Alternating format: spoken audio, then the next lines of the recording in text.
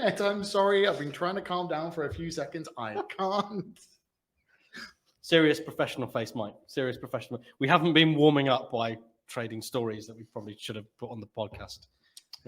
But yes, normal introduction. Hello and welcome to the Tech Off Topic podcast. I am Mike Elsmore and this is Jim Scond. Hello, and also hi to, in case she is watching, hi to Mike's mum. She'll probably retweet the podcast going out.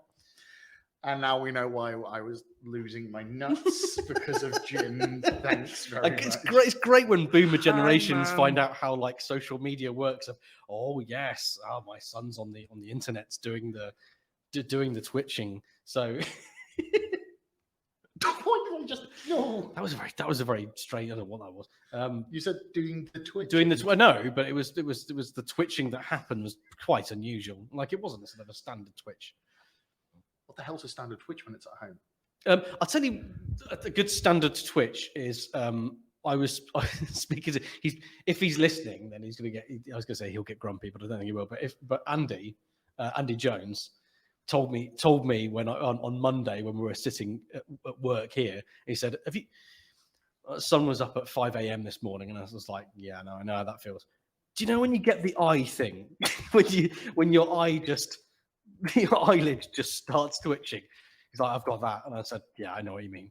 When you're so tired, you're not a parent, so you don't know this by choice, which is probably a sensible decision. No, but I am an idiot with insomnia, so I only have 4 to 6 hours of sleep anyway. Oh, okay, that's fair enough. Yes, I do get it when your eye just goes like, yeah, your one eyelid is just having its own party of like, yeah, let's have a little twitch. Like, am I attempting to wink at something, or is something going horribly wrong in my nervous system? I don't know. Yeah. This was a great intro, wasn't it? To be fair, we don't do great intros. Not really. There's the whole selling point, really, if there is a selling point, indeed. The whole enjoying point for us. It's just silliness. Is there anyone actually in the chat room? Yes, but nobody's saying anything yet because that's how the internet works, lurking for the win. You first. Who's going to send the first emoji of the octopus thing? Crud. Thanks for reminding me. I need to turn that off before somebody gets salty at me. Oh, every time. We have like a special points system at Vonage that if at work where we're supposed to record all the meetings for async, right? If my director doesn't actually click the record button for the meeting, whoever reminds him in time that he needs to click record gets like bonus points. And it is just an absolute goldmine for getting points. Everyone's like, he hasn't said the thing. You need to hit the record button. Yay, free karma points. Ladies and gentlemen, definitions, first world problems. Yeah, definitely first world problems. But it's at least they're amusing first world problems, unlike, we've had some episodes that have been fairly dark. True. And that's one of the things we were discussing earlier was trying to find like fun stuff in tech to talk about is sometimes quite difficult. Yeah. Don't worry, ladies and gentlemen. I found like some. I want you to get. I think. I'm waiting for who's going first. I want you to. Mike was. Guess what happened? Mike was lazy, and he put like a couple in, and then I put in like loads, and I was like, come on. Having said that, as people might expect, the news. I was like, what am I going to talk about in Tech Off Topic? Nothing's happened, and then just like that, in the space of 24 hours. 2 sort of major boo-boos landed, and I was like, "Oh, this is easy." Yeah, actually, I put the big one, the one that started this week of the shit show of tech. I put in the thing first. You did. That's true. Also, there's a topic in there that I wanted to put in there for a happy one that I actually have now a thing to display for it. That's why you put it in. No, that I put in on Wednesday. I only got that yesterday. My internet died in my flat, so I had to go work from Basingstoke. Had to go and work from Basingstoke. I mean, really is the kind of the life of Riley you've got, isn't it? Talking of first world problems, Basingstoke, or as I've always known it in my whole life, is Amazing Stoke. Basingstoke for me. What did you say? Basingstoke. Basingstoke. Braising steak. Yeah. Yeah, the cheap cuts. do you want to go? Do you want to pick? And I think you should probably save the happy stuff for the and finally story. Yes, I am going to think. I'm going to start with the one that started all of the shit show for this week. Oh, I mean, this is a logical one because we spoke about it in the last podcast, right? Yeah, and and the word horrible thing is, it's been redacted, so we actually have nothing to point out, which is no, shame. but we do because I'm going to find a screenshot of it. Yeah, it's going to be there on the internet. Of course. That toxicity. And if you haven't realized yet, ladies and gentlemen, we are talking about the Oven company. And I don't mean Hotpoint. The company Oven.sh, who was being formed around Bun.js. So 2 weeks ago, we talked about Bun.js because of the fact they'd been making a whole storm about being ridiculously performant in comparison to Node.js, V8, Chat, and the Chakra engines as a runtime for Node. But you know what? It's great to have like more choice in the runtime world. Java's been doing it for years. Python, PHP, all of them have got multiple runtimes. It's great. And then they go and do this. Jim's currently trying to find a picture of it. I'm trying to find the tweet. So, for anyone listening last time, obviously, Mike's just explained it, but I didn't expect sort of things to accelerate as quickly as they did. But suddenly, it was a case for the Bun.sh people. Are the settings okay? Yep. Good. That they were sitting on the fastest JavaScript runtime that had been built. So you think, okay, well, with an open source implementation, what do we do next? So the answer is we make a company of this, right? Right, now that's not technically the worst thing. No, NPM did this as well. That's what NPM actually came to mind of like open source stuff of like, yes, but we now should build a business. Oh no, you haven't spoken to anybody about how to. Gatsby did this a bit as well. Yeah. If you have like at that point, surely you have to get consultants in of like, right, we need to make this we need to have a strategy, like a business strategy of how to build out this product. Like, we need to business this. We need to stonks this.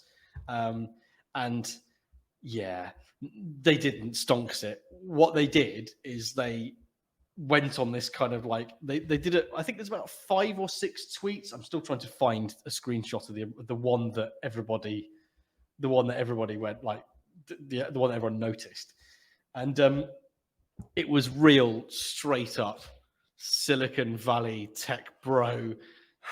If you expect we need someone, okay, we need someone to develop to we need our first hire for this, okay.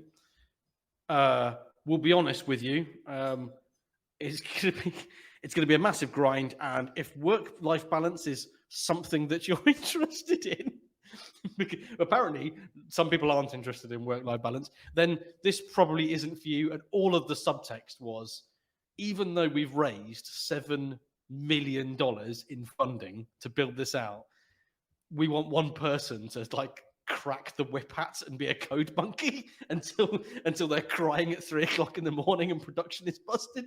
Yep, that's basically what it was. You're like, really? This is what you're going to do? Yeah, and the other one was like, oh yeah, you're going to be joining a JavaScript company, but you're not going to be writing JavaScript. I did see that. That was quite interesting. Like, what was Zippy? Zippy is it's a low-level fundamentals language, like designed to be like Lisp but newer and rusty. Less like brackets everywhere. Yeah, that's basically Lisp is just, I've written some Lisp. Here are some curly braces, lots of them. Many.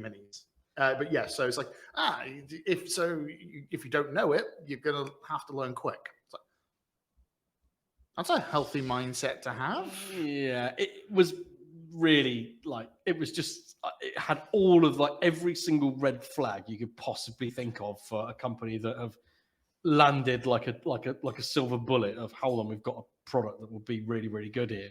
And then they just fudged it all up. And the worst thing is, because I'm still looking for it, is that they deleted the whole thing after realizing their boo-boo. Yeah, but it took them 5 days to realize their boo-boo.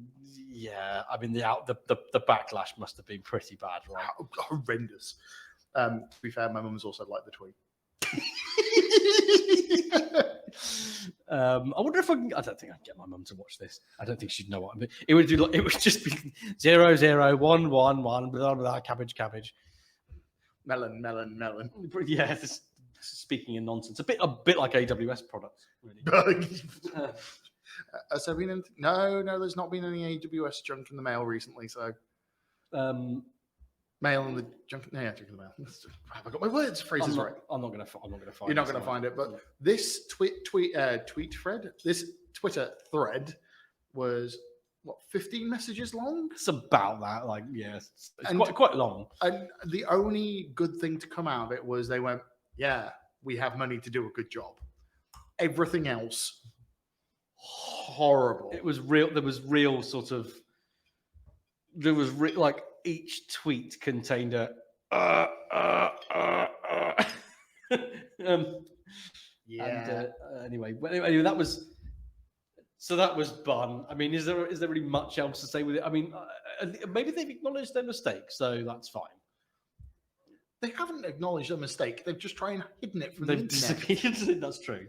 They've just. If we go to Reddit and look hard enough, we'll find it again. and like that, they're gone. Terrible references. That's not a terrible reference. Come on, everyone knows what that is. And if you don't, it's not. This is not really an in-joke, is it? Although, having said that, earlier a conversation happened about there's a sort of a Gen. This one of the office managers here is Gen Z, and it was not When Harry Met Sally. It was some other film from the late 90s, and they were like they'd never heard of it, and I just thought this is it, isn't it? I'm about a year from moaning about small children on my lawn. Oh my god, am I going to be able to get away with a Kid Rock reference? Kid Rock? Oh, blimey, that takes me back. Throw it out there. No, it's not going to work yet. No, to try and wake up the chat room. Well, they've posted in chat. And Finite's actually given me one, which is my wacky tech news of the week. When Excel Word's assumption that everything in datetime goes wrong, the instructions from a power bank. And I've just looked at it, and I'm going to drop the image into the doc so that Jim can see it. Oh, it's literally. Oh, yeah, no. I don't think I put this into the schedule last time we did a podcast, but you've just said the magic words Excel, and I think I was going to. Oh, is this the meme about the Excel sport thing? Yeah. So, did you know, ladies and gentlemen? Because if you didn't know, now is the time. There are National Excel World Championships.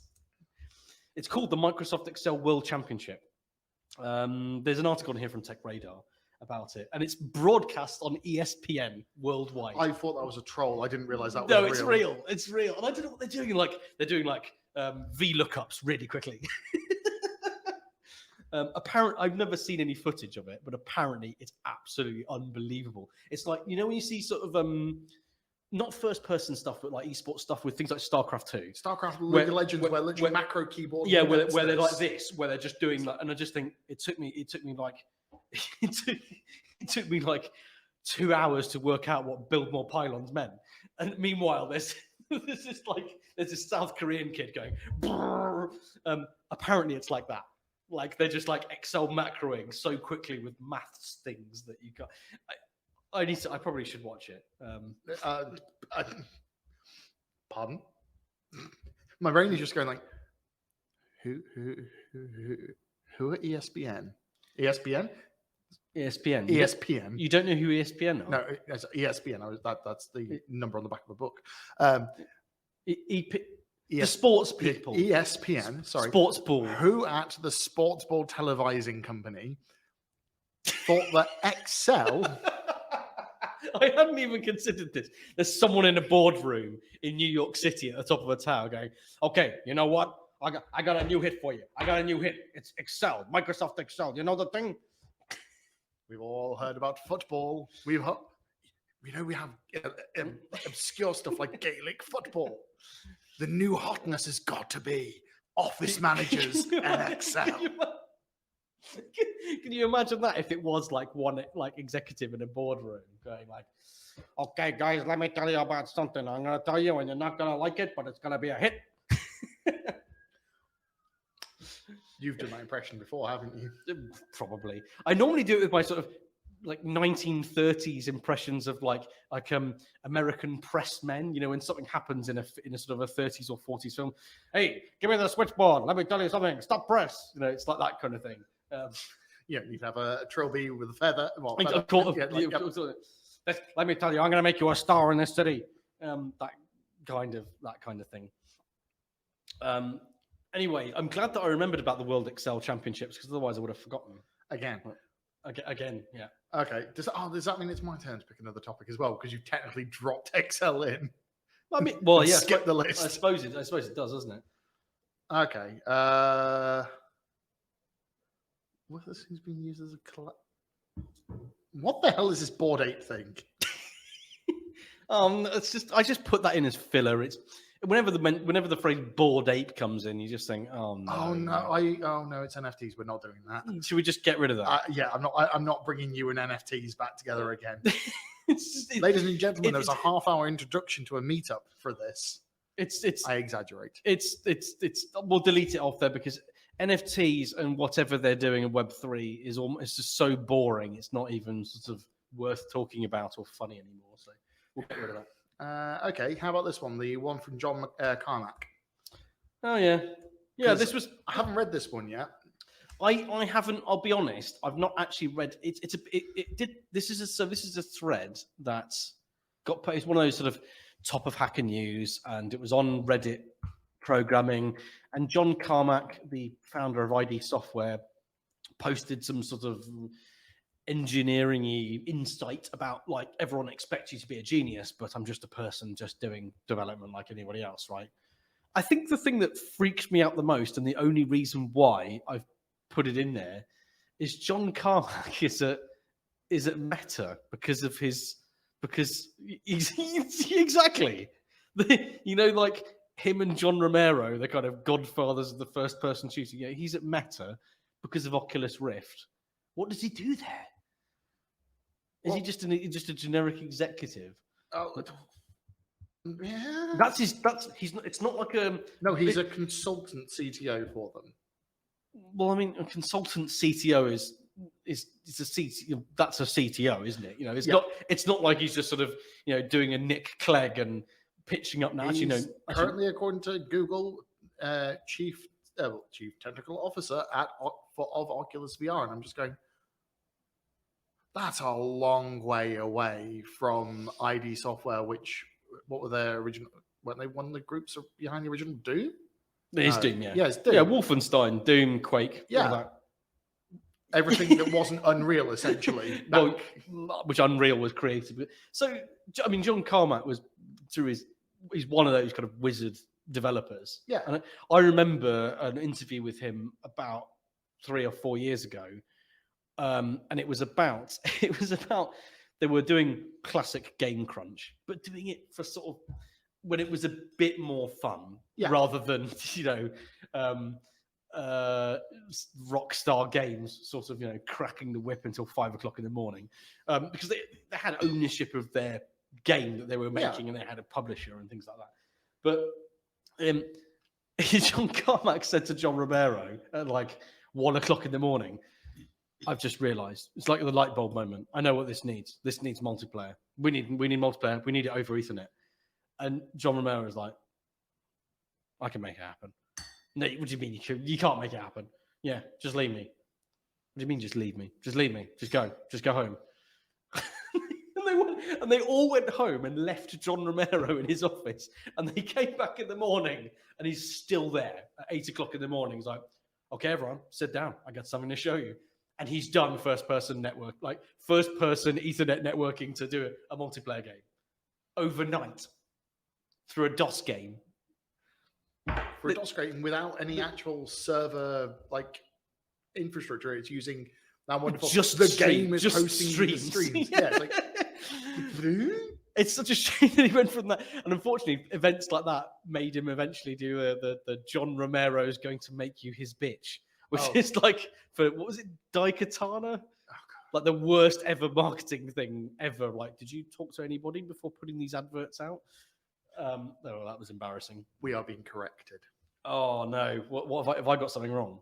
No, we have got something wrong. Oh no! Because we are using the Queen's English, and when you see capitals, you see I and D, two separate letters. So we in the Queen's English will normally pronounce that as ID. I've always called it ID software. What is it? Id, as an ego, id. That's a great today I learned. It's like, I've always called it ID software. yeah, so have I, because it's always been like It was capital. ID. When you say it's capitals, it's not though. The logo is always in lowercase. But if you see two lowercase letters like you're not going to say id, it's ID, isn't it? There you go. Crap. Britishers getting things Schooled wrong. on English.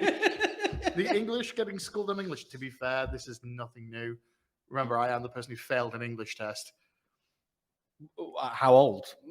Like last 18 week. months ago. What was an English test for? What? Emigrating? You what to Canada? Yeah. So the Canadian's like, oh, okay, can you speak English? And you're like, Nope. Passed the writing, passed the written, passed the reading, failed the comprehension test. Can't speak so good. The English good, yeah. You have not told me about that, and I'm glad we do these podcasts because you wouldn't have told me otherwise. Because this is going to result in much japes later. Oh, sugars, what have I undone? I thought I told you. So I found out that I'm doing a podcast with someone that can't understand English. That's fantastic. That's John Carmack. I do not have magical discipline and focusing ability. I struggle with distraction like everyone else. Often it is better to just remove the option to distract yourself instead of fighting he urges. I'm going with the urges. See, I can do it. This is a very, very long-winded chat post. When I decided to get serious about my AI work, I made a few changes. And then his thread goes on. That was me reading out the actual Oh, it's tweet. it's the post. Okay. And my brain is just going, do not have a magical discipline and focusing ability. Who does? Zuck does. No, because he wears the same hoodie every day. Like, okay, so there is a point in ADD and ADHD which is hyperfixation. So the ability to focus in on something really, really strong and get it done.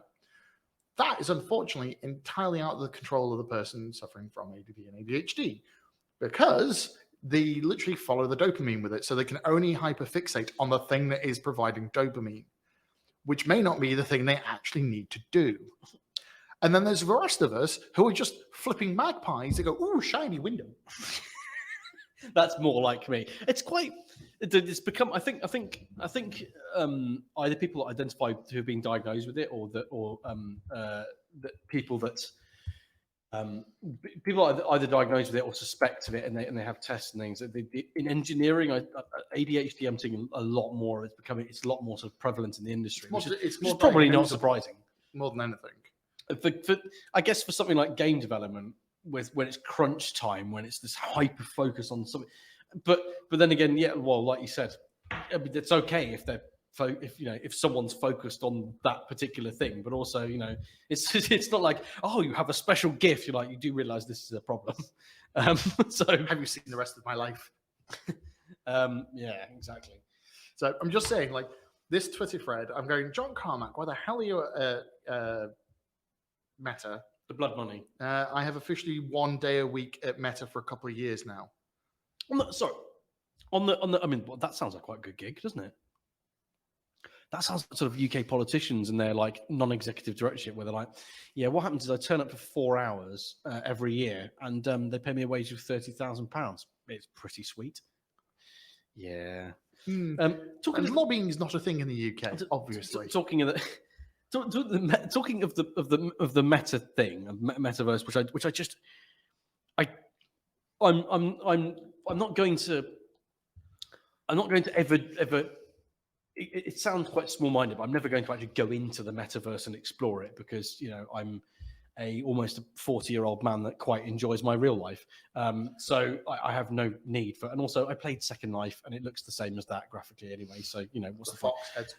So what? Zuckerberg released this like image, like this, like we've launched a new thing, guys, and it was the Eiffel Tower and something else in the background. Why are the graphics so terrible? Am I missing something? It's like the metaverse, and it's just graphics, and all of the way it looks just sort of looks like Mad Max but cartoons. I was thinking more Max Headroom, but Max Headroom.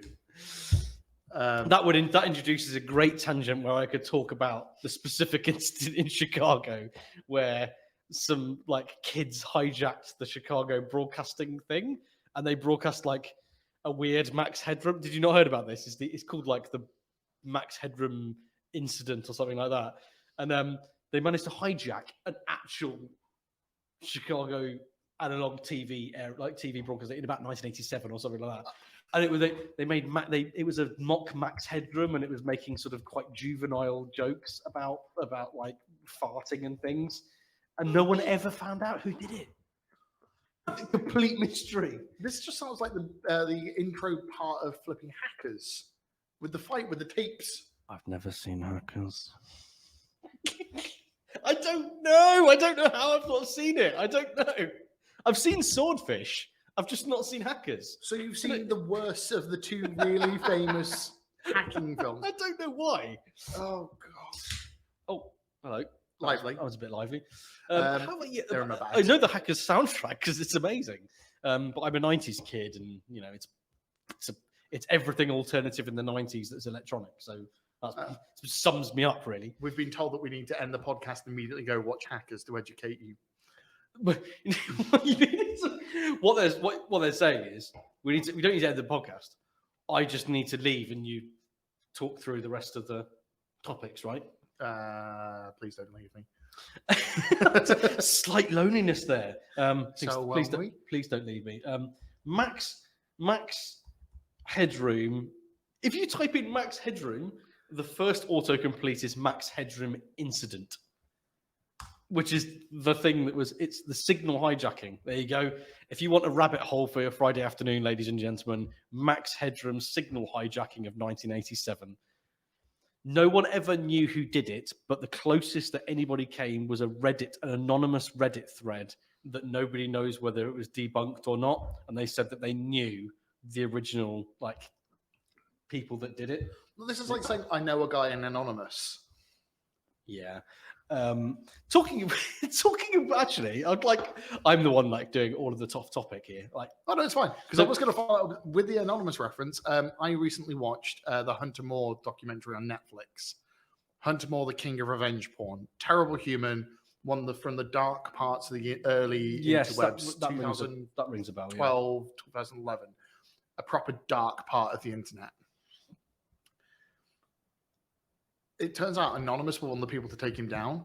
And the reason this is a brilliant reference is so he tried launching a second revenge porn website after the first one he sold to an anti-bullying group.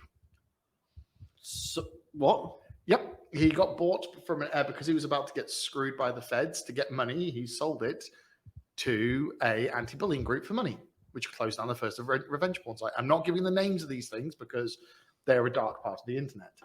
However, he then, because he's the cult of himself, tried starting again. Now, when this got into the public space, he and his cult threatened the people that took him down. That's not great. Otherwise, there wouldn't be a documentary about it.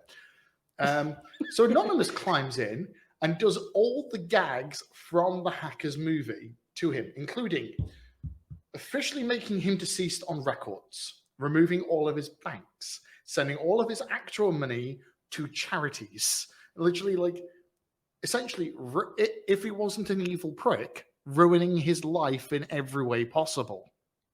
But because he's an evil prick, that's okay. Hey, it's doing something good for humanity, and it's kind of funny. Yeah. So it's so those jokes, pranks, tactics were all done in the Hackers movie, which was 1994, 1995. Somebody in the chat will correct me about this. But not, I think it's 95, isn't it, or something? No, because it actually went to case in 2013 when he was going to do it. Nearly a decade later, someone uses literally the same plot line to ruin a man's life. That's genius. That's just brilliant. Talking, I had a good. So the other thing about Hackers, I was thinking I've never known anybody like this, and then it turns out that I did. I say no. I mean, I worked with someone, and they were employed at a company I was at, and they were not incredibly antisocial. Really difficult to work with, didn't really understand people, didn't really turn up to work, so didn't last long. And then they got sacked. So none of this was really surprising. And it found out years later, they took down PayPal for about 5 days.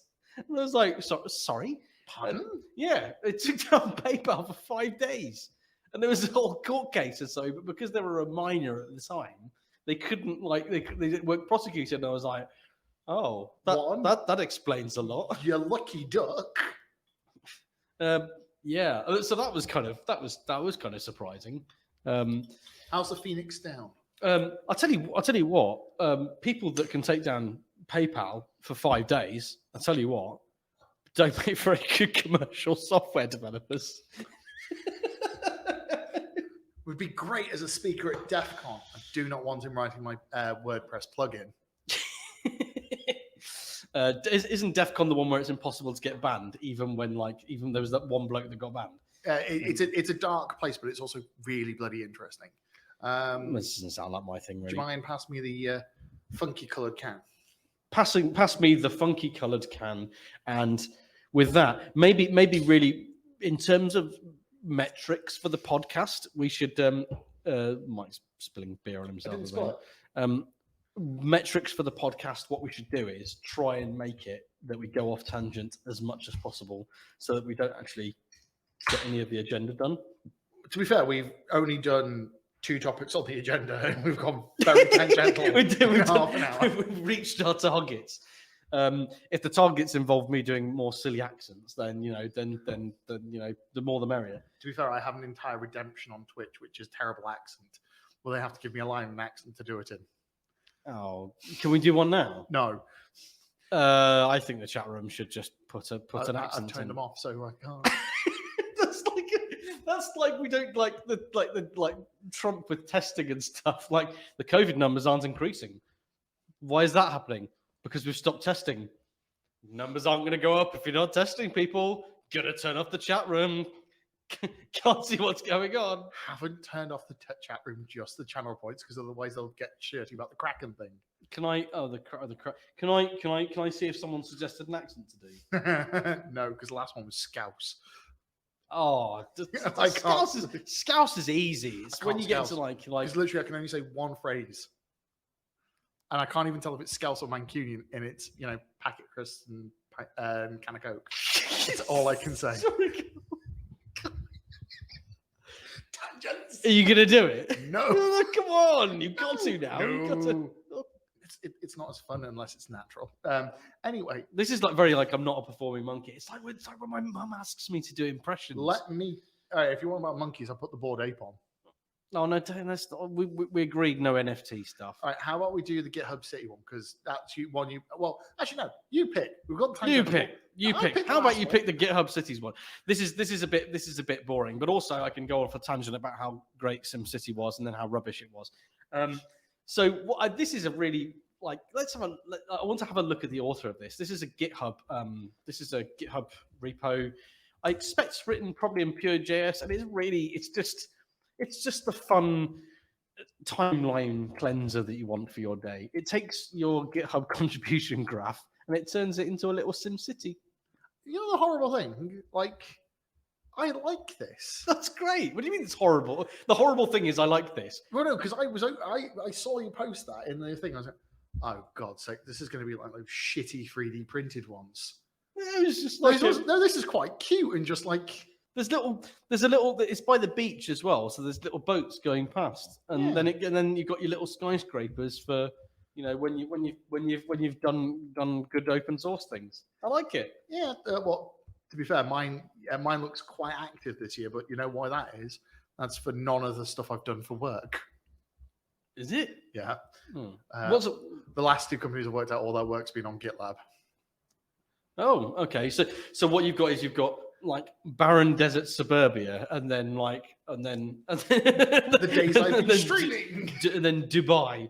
But actually, isn't that Dubai? Dubai, nothing. Oh, desert and Civilization. That's not Dubai. I went on a massive kind of rant about how I absolutely hate Dubai recently, and it just That was on Monday. It was on Monday, yeah.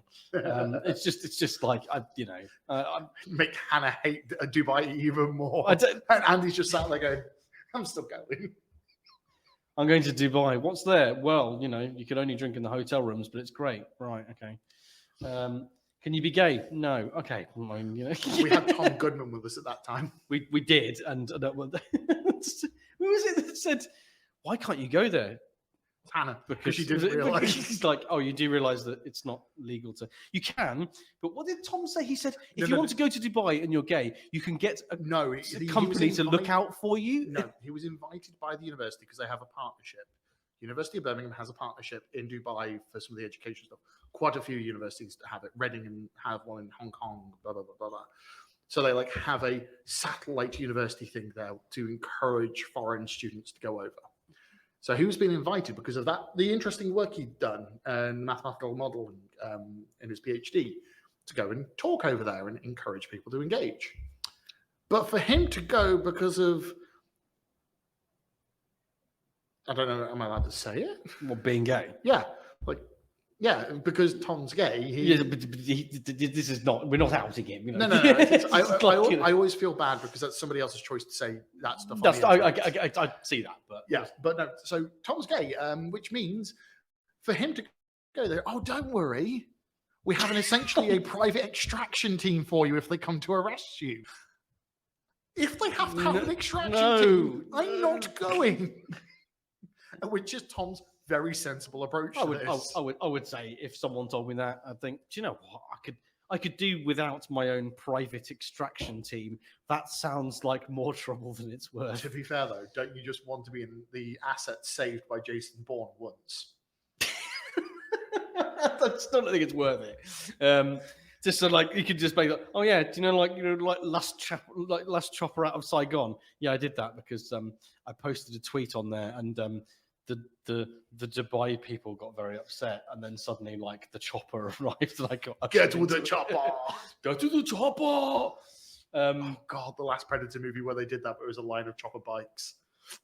I don't think I saw. I think I've only seen the first Predator, actually, possibly. You should watch Predator, which is the one with Andrew and Brody. Right, but should I really, though? But should I really? Why? Because watching Lawrence Fishburne and Adrian Brody be crazy is flipping brilliant. Actually, I think you've sold it. That sounds quite fun. It's Adrian Brody, the man with the nose who can do many characters. And then Lawrence Fishburne, who is Lawrence Fishburne or crazy.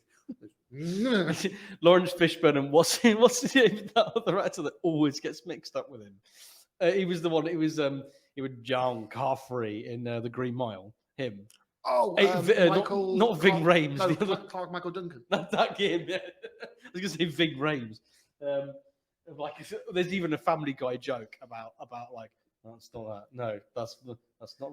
For the last time, what's it say for the last time? Why I'm not Lawrence Fishburne by Ving Rhames. Jesus. Oh, he did pass away. No. You did. Clark Michael Duncan. He's passed away. Was he? Yeah. Oh. Thanks, Halifax. Well, that's just ruined everything. It's not ruined everything. There've been a couple of others like that recently. I don't say this is like 2018, the year that everybody died. Yeah. There was one. It was just it was one of those moments that with my wife in the living room, we're sitting going, hang on a minute, are they dead? Oh yeah, they are. Oh wow, yeah, no, I forgot about that. Sad. It's a bit sad. But on getting celebrities mixed up, one thing I did find incredibly funny in the beginning of this week is mixed up Zuckerberg and the lizard. though. Stop trying to take it back to Tech Night. It's Joe Lycett, the British comedian Joe Lycett, put out a poster campaign for his latest tour, and he put Joe Pasquale's a picture of Joe Pasquale on it, calling it the world tour. Squeaky Man. Yes, didn't explain it and just left it, and obviously it's created a massive viral thing of like, you've made a mistake. Have I though? For those of you unaware, Joe Pasquale is a comedian, technically. Well, a comedic actor, I believe. Debatable. Who is only famous for essentially playing women's roles in pantomimes and being a really annoying, squeaky character on panel television. Oh, he was the voice of Milky Way Magic Stars as well. Milky Way Magic Stars. It was so painful. There was some other thing. He's got a sort of a Paul Bloke's got a comedy accent, hasn't he? Well, he's got like a strong kind of Essexy accent, and also he's very squeaky. Yeah, it's like listen to David Beckham. I like these ones. Oh, yeah. I like those ones. David Beckham. Oh yeah, we had a good game, but the referee kind of take it away from us. Oh, right. David Beckham was like, "Where's my mummy?" Jesus. You're a bit. Come on, David. You're a big boy now. Don't need your mummy. I should have said, "Where's Vicky? I need my mummy." So this is going to be the football men. So you won't know this, but I don't know football. You don't know the sports ball people, but so this footballer for playing for Southampton. This is about 4 years ago, so this is nothing new. He just the referee had given a penalty to the other sports ball people or something, and it swung the match. So when they interviewed him afterwards, he was absolutely livid. He went absolutely mad. Like, no, what he'd done right. I don't even understand it. The ref's giving it away, right? And he's done it in there. And apparently, ruined the match, right? And someone did it like a TikTok style video where they did that. It's like, nah, he's ruined it. Park life. My brain went to someone else. It's like those skiers, and he did this, and it drops down, and it's like, what? Oh, and on that front, also someone else did a similar edit where there's a British children's TV character called Mr. Tumble, which is someone called Justin Fletcher, I think, and someone posted on TikTok, cigarettes and alcohol, Mr. Tumble featuring Oasis, and it's him at like Bestival, like Camp Bestival or something like that, and they've just dubbed over cigarettes and alcohol. So he's there like Mr. Tumble in his silly like outfit thing, like doing his like some of his little his little ditties for the kids, and all the kids are all raving. But yeah, like there's Oasis over the top of it. I actually have some really immediate news, which I don't know how I feel about. Fresh off the press. Fresh off the press, as in. We haven't even gotten to Heroku yet, and it's like, we've got 15 minutes. Good point. No, this one I just want to do because it's literally just popped up. Capital One joins the Open Source Security Foundation. That is not something I would have expected. Yeah, exactly. Big, technically evil bank is now joining it. My brain's just going, is that so they know where all the problems are, or because they have lots of money they need to protect? And I don't know which it is. Why? What? I don't. Well, it might just be for sort of skunkworks project type things where they just want to just get involved. I know they used to be in the UK, but that was for hiring. We're huge into the hackathon and conference scenes, be everywhere so they can actually hire people. Actually, I didn't think about it. So their HQ in the UK is based in Nottingham, isn't it? I think. Yes. And yes, because I've seen them. I've even got some Capital One socks. One of the only banks I've seen that have actually done developer outreach. So they know, somebody knows what they're doing somewhere. That's kind of interesting. Okay, but yeah, so you're right, because this one could take us the entire 15 minutes, followed by something fun for the end. I'm going to do. I've already got my thing lined up for the end for something fun that's just weird. We've done plenty of fun and weird. To be honest. Well, we've got to keep on going with it. We've got the elephant in the room is Heroku, isn't it? Really? We've done Bun. We've got to do Heroku. I think it was about 5 years ago that you said to me to one of our first conversations where you said, "Yeah, Salesforce, they're gonna they're going to let Heroku rot, and then they're going to take away the free tier. I'm pretty sure we had that conversation, didn't we? Yeah, we did. Yeah, we That's did. what I'm saying. Yeah. Yeah. And it's happened. Well, you know the weird thing. So I was looking at this. So I have been using Heroku since the beginning of 2013. Like I'm pretty much granddaddy Heroku person. Black belt Heroku ninja. A gentleman who was one of the early DevRels called John Stevenson got Heroku in front of everybody by literally just going, well, you can spin up a couple of instances, and as long as you don't hammer it, it's free for essentially forever. Swiss Army knife demos, yeah, etc. So it got in front for me, who was just becoming going to hackathons and then becoming DevRel. It became like the holy grail of being able to push low infrastructure, quick code out. So I've been using it for a decade essentially. Like I in 2018. My ex-wife's grandmother got scammed. So I built an intermediary telephone system on Twilio, sorry. Mutter the product used. I'm not going to take offense to that. Well, that's because it was before Vonage became a huge deal. Was to act as a middleman for her telephone line. So that if her number got leaked again, because she got phished with personal information. Yeah. So like the .NET stuff where they sort of exchange hands of vulnerable phone numbers. Instead, we got her a new telephone number, and I built an intermediary with a screening system, so her mother could validate everything to stop her getting scammed again, because she was scammed for a not insignificant amount of money. Okay. And it's like, okay. And that's been working on Heroku. It's still working today, and I haven't had to update the code in 2 years. That's what their selling point of their free tier, because the free tier in AWS was limited. It's still limited to a year. Still limited to a year, and it's not really. You have to do the cloud guru stuff if you want to learn and experiment and stuff, really. So, one of the things that I found really interesting about this, apart from the decision, is just bonkers. Is if it's a small, like if Netlify did it now, like if they said, right, that's it, you can't do this stuff for free, you'd at least go, okay, it's probably because you have tight margins, it's probably because you're hosting a lot of free stuff and it's costing a lot of money. That's fine. That's not what but not Heroku.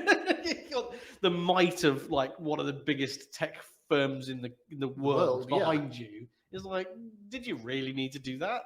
That seems a bit short. One of their things was like, we just want to support critical support excellence. What does that mean? Does it mean anything?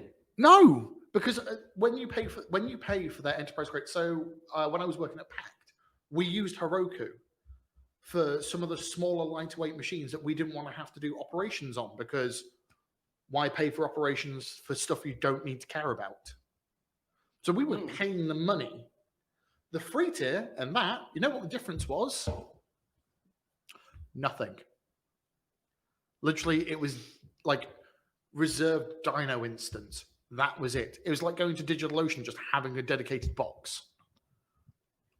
You got this.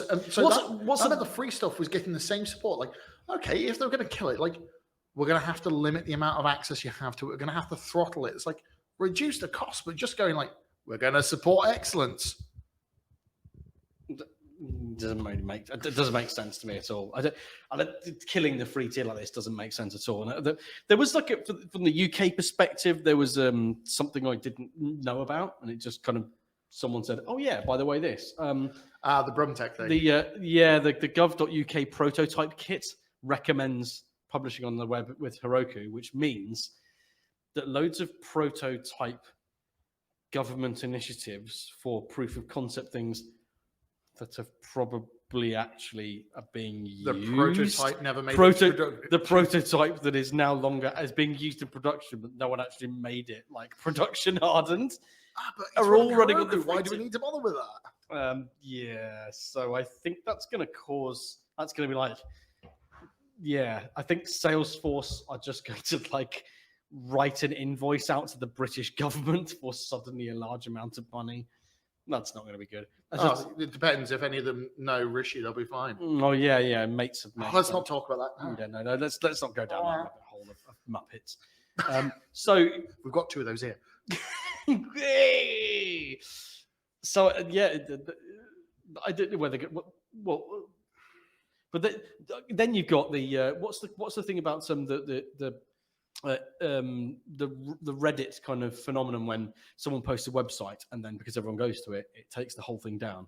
There's a phrase for it. I can't remember. Oh god, yeah, but it's happened to Humble Bundle and like Infamously for every single time a Humble Bundle comes up. This is a really good one. But suddenly the traffic's like, what? I can't deal with this. This is gonna. I think this is gonna happen to Netlify. I think suddenly everyone's just gonna unplug their stuff and attempt to like, if it's within Jamstacky stuff, right? Are gonna try and plug it into Netlify, and then Netlify are gonna go, yeah, we've got to provision like a lot more stuff now. Don't get me started Oh, on Netlify. okay. Those are in this scenario, in this battle, they're the goodies. Oh yeah, no, So- it's. I currently hate their implementation of functional systems. I think that's just a complaint about how it works. That's rather than the goodies and baddies. No, that just caused. It's because it caused me 2 weeks of headache on stream trying to make a background function. But It's because we don't have that, but it's on all our documentation. But the point of streams is when you're learning in public, so that's going to happen, isn't it? Well, I'm getting trolled in public as far as I can tell, but yes, Well, yes, but then also that's your choice to just allow yourself to be trolled in public, isn't it? I'm being trolled in a meeting room in Birmingham City Centre. That's true. It's also you invited me onto this thing. No, we had this idea together. Don't say that. Actually, no, I had the idea. Then I dragged your ass into it. Yes, that's true. Yeah, Yeah. I can't argue that. But yeah, no, I'm slightly worried with the Heroku thing because Heroku became so synonymous because of how easy it was to use. Like the build pack system became. The whole one-click deploy stuff and build packs and things like that, right? There isn't anything like that anymore that is so utilitarian, so useful at that level. So you've got Jamstack. So yes, you can hook up an application to a GitHub and you've got, if it's a pre-built Jamstack, it's there. There isn't like randomly deploy your Django app via. No, because Heroku, there's is there? a thing called Railway, another one called Render. They're both horrible to use, and they're meant to be Python specialists. Also, one of the thoughts about this is that we already have problems trying to onboard juniors into the DevOps process because to do your learning and messing around on proof of concept applications, you don't really want to have to put 200 quid aside in order to play with some tooling, do you? That's not fun. Heroku is one of those open ones where it's like, don't do it in AWS, but for some proof of like to as a portfolio thing to show you can do something, do it on Heroku. Now you can't do it on Heroku. So the options are just getting thinner and thinner. Yeah, the horrible. We've just had dropped into the chat Fly.io and DigitalOcean because they do have their app services and functional services, which is great. But you can't play with those without immediately coughing up not insignificant amounts of money if you're playing. Like if you're a student or somebody's literally just started a new job and you're literally having to learn a whole bunch of concepts for a new job, how many people have a spare rack sitting around the back of their office where they can play with it? Throwing $100 a month at something to learn. It's quite worrying in a way, and it's not. I'm not trying to be sort of like alarmist about things or trying to be a bit over the top, but it does make me feel that cloud native stuff, like learning as somebody doing DevOps in cloud native, is gradually just getting more and more sort of first world money, and that this is completely inaccessible. How do you feel about learning this? Do you have a 8-core CPU laptop at home? Pardon me, what? I've got a Chromebook, mate. Yeah, there is. Actually, do you not remember those days for you? Hmm? When you were attempting to do your home learning on Chromebook? Yeah, no, that didn't go well. No. Well, actually, I had Crouton on the Chromebook, so that meant that it was doing chroot. So I actually installed Symfony and then used the front end of Vue.js, I think. And it worked, but it was a faff. I had one of the one of the Ubuntu distributions, but the light one, like XFCE or something like that, and it worked kind of all right. It was a bit of a faff though. People are making a joke about FARC, FARK, from back into deer, and it's like, it's like many things. It's let off in the back of the fields. What's fart? What do you mean back? I weirdly enough, this is a lot of Americans, and I don't know what FARC is. This looks very. It's eBaum's World. Yeah, I was about to say this looks like Craigslist or eBaum's World or stuff like that. Let's not go into that because that could possibly be very dangerous for us. This is a code of conduct violations. We don't have a code of conduct. I knew you were going to say that. Don't say that. Don't say that. We don't have a code of conduct beyond keeping things reasonable. I mean, I was doing bad impressions of Italians last time, so that's not reasonable, is it? It's really? fine. Last time I was talking about homunculi and that was it, homunculus, that thing. So, okay, Italian hand. Fart. This looks like something like if I put it in the internet Wayback Machine, it'd be really funny. Okay, I'm not going to get sucked into this rabbit hole. I think we've expended all the content we can on Heroku, right? Well, no. I think the content, by the time we come around to doing this in 2 or so weeks' time, there will be more because the fallout will have happened. There will be the services doing one-to-one transformation, like moving things and stuff like that. Do you think they'll reverse it? Oh, that would be funny, wouldn't it? Yeah. If they reduce your turn if you want to. Hello, Marvin. No, Thatcher. I was thinking Marvin the Martian. The lady is not for turning. That sounded like the It's a Queen. queen. That's not Thatcher. It's not iron pubes. Have used that nickname for Thatcher in ages. They might. They'll be fun.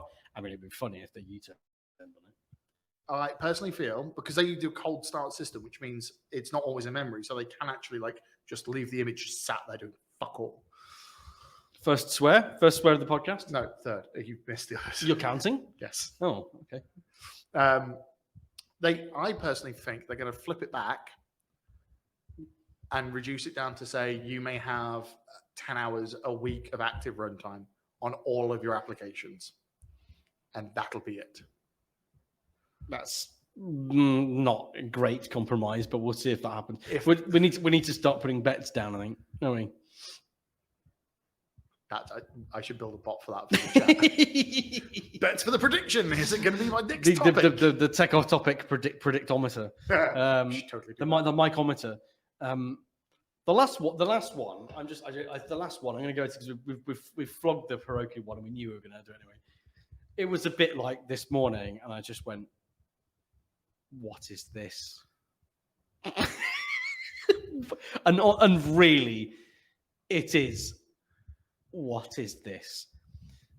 In 2001, Jamie Hewlett, I think his name was, and Damon Albarn decided to create a cartoon band where he would do the cartoons for it, and then Albarn, and then people like Dan the Automator, and is it John Paul Jones, the bloke that was in the Clash, or I can't remember what his name was, and a few others. Why is this sounding like the Gorillas? It is the Gorillas I'm describing. So with them going back, right? So they decided to do a virtual cartoon band. Concept was pretty cool. The first album, the later stuff. I'm not that one. But the first 2 albums or 3 albums were all absolutely amazing.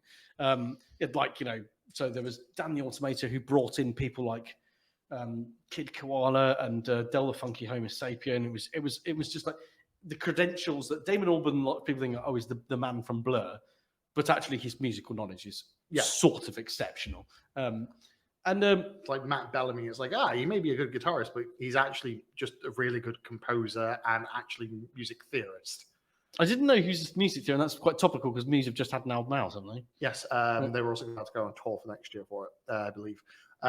He has a master's in classical music theory and has composed, I think, soundtracks for. I didn't know this because I think that do you think that sort of that he'd be in a band that was sort of math rocky style with things like that? But no, so he's in just a really popular just about predates post-hardcore sounding band. It was like there was a That couple of early noughties, like, we're really heavy, but normal people can listen to it too. you can go to V Festival and rock out.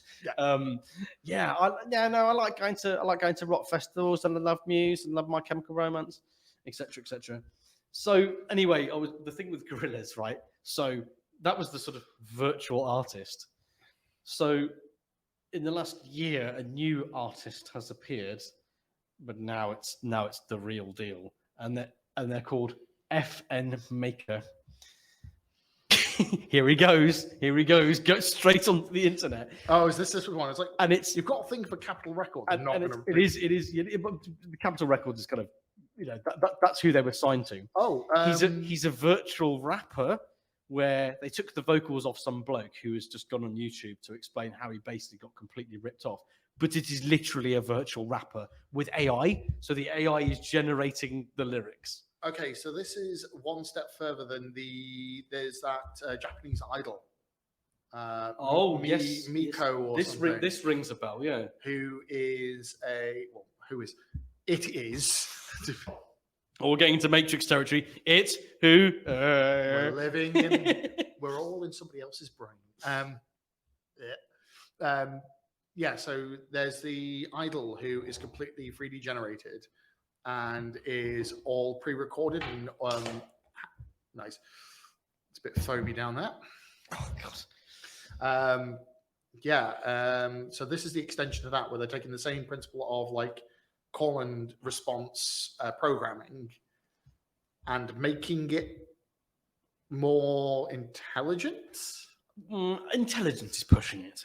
Is it like making it less call and response? Like you say A, we say O, sort of thing. Not really. What they've done is they've analyzed, because of some of the way that because of especially kind of like Atlanta South trap kind of stuff in hip hop is. It just became so sort of massively mainstream, and like it's like this mumble rap thing, like Future and Quavo and people like that, where the actual musicality and the substance of it was so bad, it just was almost like anybody could do this. It's based on that. It's machine learning from that, and then taking someone's artificially synthesized voice who recorded vocals of like recorded words, and then stitching them together, and effectively, it's not call and response. It's just doing a rap of it. And you listen to it and you go, this sounds like it could be like Future or Designer or any of that. These are names that might not mean anything to you. Look them up. They're hilariously bad. But like that's subjective. Gucci.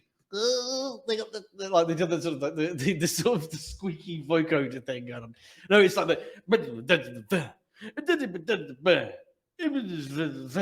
and then there's like an 808 beat in the background going tss, tss, and you're like, how have we got to this? If I wanted to listen to scat, with those weird beats and there's no surprise that like Eminem's comeback album, the first thing he did was lay into this just absolute bullshit, and it is okay. So, but it's based on that anyway. So you know how we've had it before where AI things have been banned because they're like, well, if you hand them the data does not understand humans and culture. So it's been dropped from Capitol Records for basically being racist, which is a bit like, well, yeah. And the people that created it, like, yeah, that's just the data talking. I know, but it doesn't understand humans. We're more complex than that. Oh, no. God, no. This is like, what is it? 2019, 2018? Where they tried doing the image recognition, and that's one of the things. Yeah, this is what you're literally going for with the gorilla problem. Oh god! And there was also there was the genderfy thing, which was if you upload a picture of a woman, like, yes, well, you're not going to be a doctor, are you? Well, sorry, why not? And then everyone complains and says, I think you're gender stereotyping the fact that you don't think that women are intelligent. And all they did was they shrugged their shoulders and went, that's just the data. It's not being sexist, it's the data. But you don't understand human beings, though. That doesn't work. Chat, you may need to fix this for me, but there is a term for this where it's data bias. This sounds like a very data sciencey kind of it's to make sure that you clean the data to remove biases or something. Somebody in chat may hopefully correct me.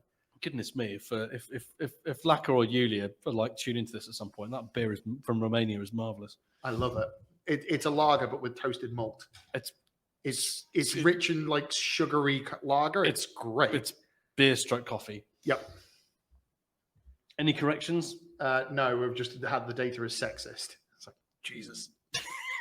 Well, if you get a whole bunch of blokes making the data set, no.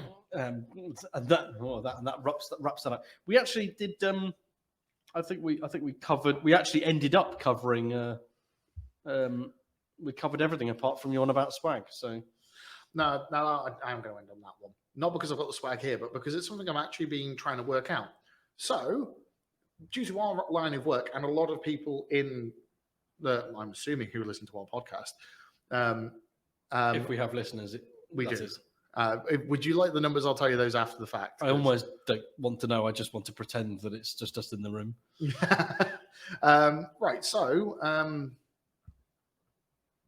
we're getting back into event season, and we're at that point where like meetups are now the norm. Sponsoring meetups is the norm, but we haven't quite worked out the swag to take to meetups yet.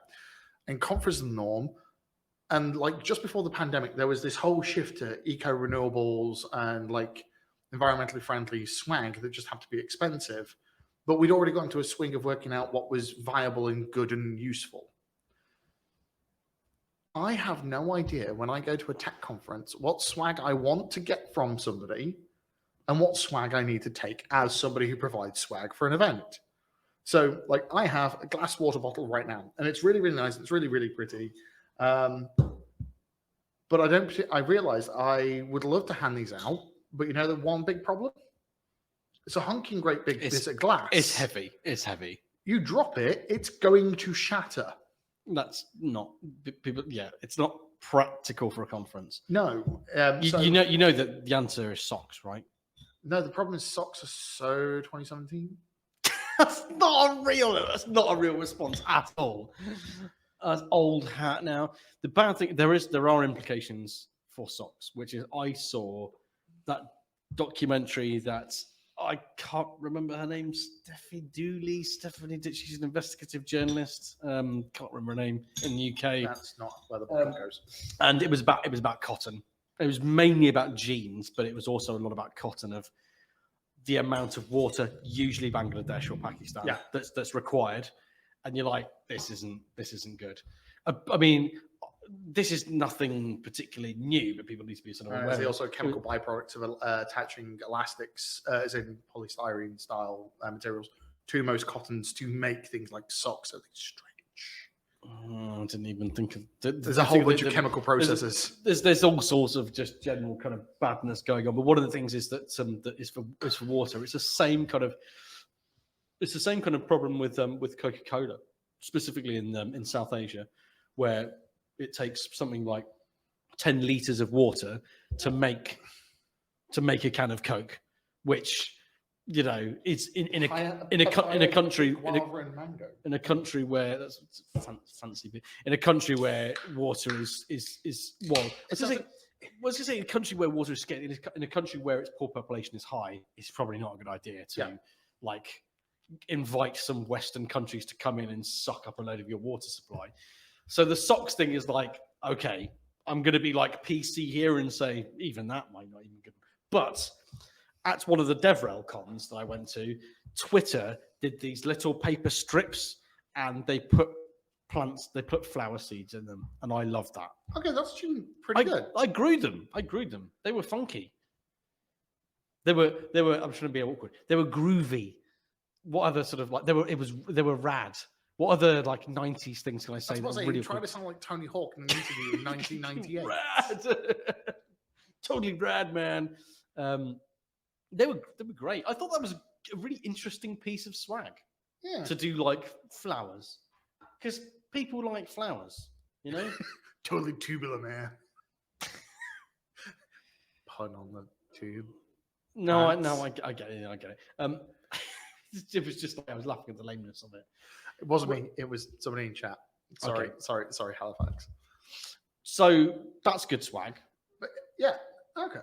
It's like Yeah, I was just been thinking about it because we're going back to that event season. Like, I'm hopefully going to start attending conferences in October because all the ones in September are ones I don't give a monkey's about.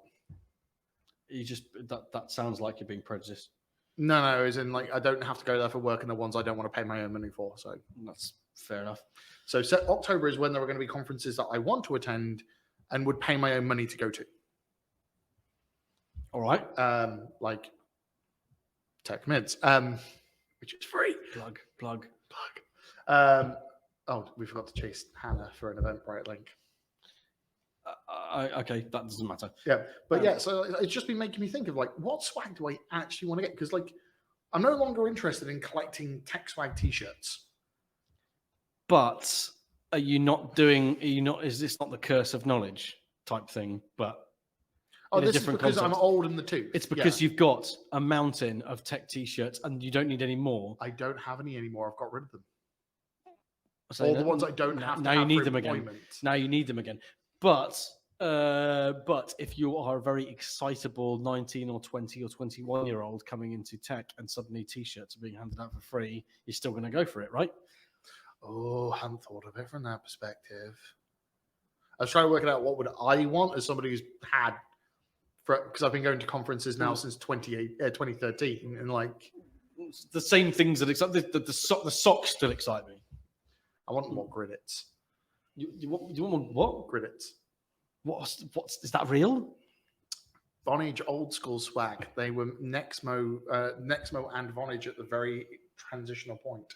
What's a Grillits? It's a elastic sheet essentially with lots and lots of rubber straps that you can tie all your cables to one thing to keep them around. The other point of the cable bag, which you put in your bag when you travel. Oh yeah, the cable pocket. That's very specific. I know, but they're really good at it. I have there's some stuff that I've got in a sort of useless like swag graveyard.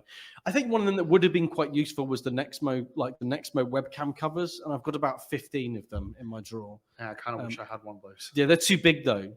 Yeah, they don't fit. They don't work for modern laptops. You got shot correction for modern Macs. Normal laptops actually have a decent margin of error. Oh yeah. It's just the weird rubbering thing on the end of Mac screen is they're big. What happened with the MacBook when they did the notch thing? Did that happen? when they did a notch for the MacBooks and everyone went, "What are you doing?" Have they already got rid of that? This is a 2019 Mac and I have a 2022 No, this is a 2020 Mac and I have a 2022 Mac. And neither of them have that. All I need to type is MacBook notch. That's how to New hide. M1 still have it. Mine doesn't have it. How to hide it? What did they do with it? Look at this propaganda piece from 2021. It's Inc.com. Stop hating. The MacBook Pro notch is genius. Okay. Guess that settled that argument. To be fair, which would you rather? A literal punch hole in your screen or a notch? Personally, here's a radical thing. I'd rather have a bezel. I don't care. No, I do. I don't think I care. They're all just expensive computers that have to do a purpose, and whether there's a notch or a bezel or it's just like whatever. This is coming from the man who hasn't bought his own laptop in a while. I bought an Entroware in 2019. Ah, yes, I remember this. Oh, because originally I bought Star Labs and that didn't. I'm not going to badmouth them because this came up before, didn't it? No, we've not covered it on this, but okay. The reason I know actually, this is on topic. The point of the podcast is not to be on topic. No, because this is on topic, off topic. Lenovo gave a cease and desist and a warning for suing the company Framework. Do you know what Framework is?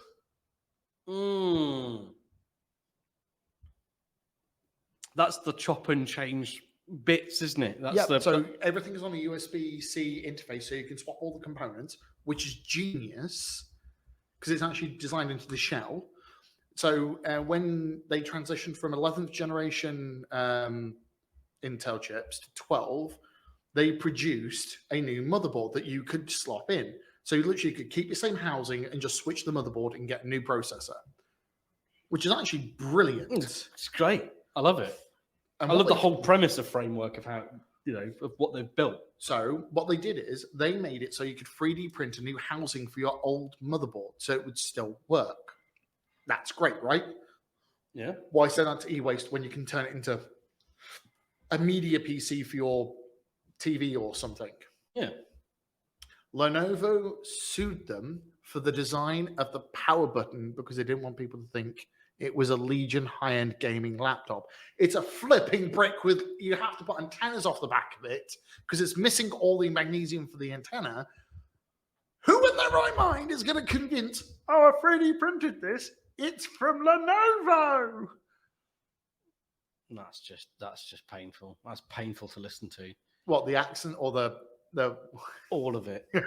All of it. What? Oh, I don't.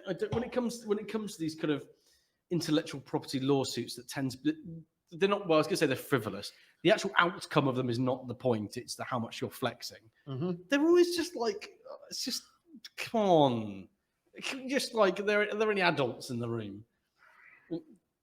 I'm afraid you're going to have to talk to our lawyers because your power button is like, You're go loving away. your New Just Yorker go- accent today, aren't you? Hey, come on, throw me a bone. Hey, walk in here. Get out of here. Hey, Rocco, we're working construction. When I went to with my brother when I was 17. I've only been to New York once when I was 17, and I walked in to a deli and it was called Tony's Deli. And when we went in there, bearing in mind I was only 17 years old, and to me it was like I was walking into a film set. It was great. And a bloke came in and said, "Hey Tony, how's the missus doing? You give me the double bologna." And I was like, "This is fucking hilarious. This is not real." But I loved it. Literally everything about that was real. It was happening. Well, it wasn't happening. It's like, yeah, that's Dan from around the corner. Yeah. So, But yeah, so we ended it on a downer, but it was an off topic and it was actually good. But it was interesting. It was interesting. I wouldn't say it was a downer. But it's just Lenovo. Come on. Right. One, I don't know anybody who owns a Legion laptop because who's going to pay $2,000 for essentially a paperweight that's only useful for braining zombies? Yeah. I mean, that's yeah. Mm. I don't understand gaming laptops. I'm sorry. No, I don't understand them either. I mean, it's I have a Steam Deck, and that is No, I understand the Steam Deck. that's a understand gaming laptop, effectively. Desktop. I get the gaming desktop. Have one. Gaming laptop is sort of a portable sort of 700-ton machine of Yeah, here's having the desktop that is just as heavy as a desktop, twice the price, and just as powerful. No, yeah, I don't. Right. Shall we do the outro bits? Yes. The same plugs as always. No, I had an extra one. No. Okay. Right, so ladies and gentlemen, this is the end of the Tech Off Topic podcast, but as usual, we have a bunch of things to flog. How the heck That else? sounds like we're salespeople, doesn't it? We work in DevRel. Yeah, I know. Okay, so first off, as we've been pitching for last 6 weeks? How long gotta do they be. have to organise it? It was 100 days when they first started doing it, And we've been talking about it every one since so then. that probably stacks up. So, right, there is the tech, and I fudged the link. Excellent. There we go. It's Tech Mids Conference, which is happening 14th of October. So, 42 days away or something? Don't ask me to do maths, please. Please, no maths. Near but far. What I can say is that the lineup has now started really taking shape, and it's looking very good. It's a tasty lineup.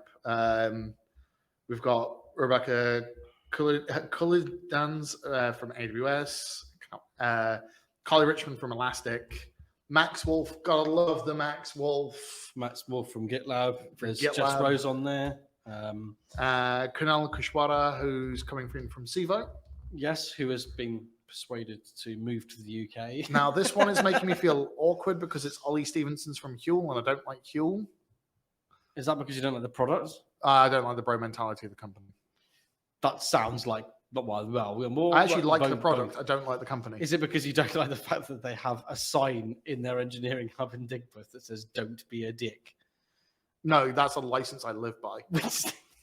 Have you? Do you not remember the DBAD license from Phil Sturgeon?